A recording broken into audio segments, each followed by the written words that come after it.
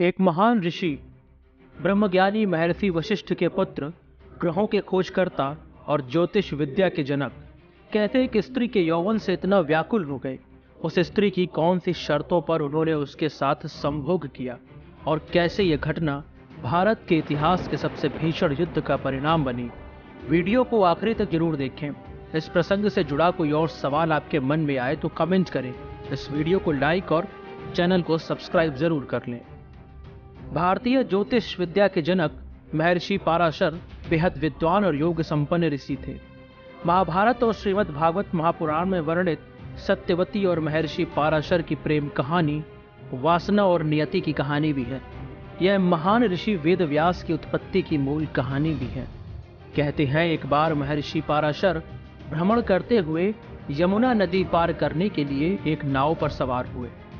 वह नाव एक मछुआरे की कन्या चला रही थी जिसका नाम था मत्स्यगंधा। यह सत्यवती का पूर्व नाम था। मछली के पेट से पैदा होने के कारण उनसे मछली के जैसी गंध आती थी और इसी वजह से उनका नाम पड़ा मत्स्यगंधा। कहते हैं कि ऋषि पाराशर उसके रूप और यौवन को देखकर विचलित और व्याकुल हो उठे और उससे संबंध बनाने की इच्छा जताई। सत्यवती ने कहा कि यह तो अनैतिक होगा और मैं किसी भी प्रकार के अनैतिक संबंध से संतान पैदा करने के लिए तैयार नहीं। लेकिन महर्षि पाराशर नहीं माने और उसे प्रणय का निवेदन करने लगे। तब मत्स्यगंधा ने ऋषि के सामने 3 शर्तें रखी। पहली यह कि उन्हें ऐसा करते हुए कोई न देखे। ऐसे में तुरंत ही ऋषि ने अपने योग बल से चारों तरफ धुंध पैदा कर दी। उन्होंने दूसरी शर्त ये रखी कि उनकी वर्जिनिटी यानी कौमार्यता किसी भी हाल में टूटनी नहीं चाहिए। ऐसे में ऋषि ने आश्वासन दिया कि बच्चे के जन्म के बाद उनकी कौमार्यता एक कुंवारी लड़की के जैसी ही हो जाएगी।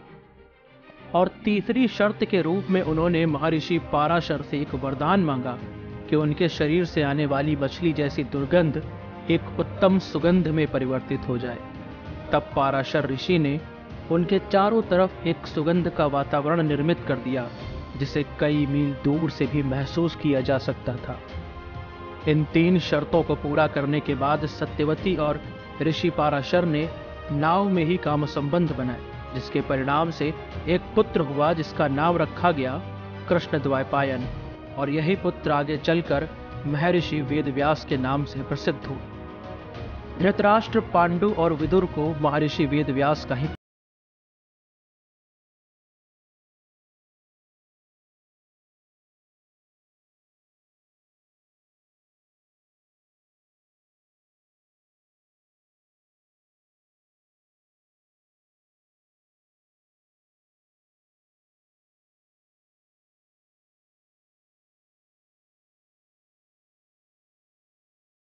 कथा कुछ और ही होती और ऐसा कर भी लिया।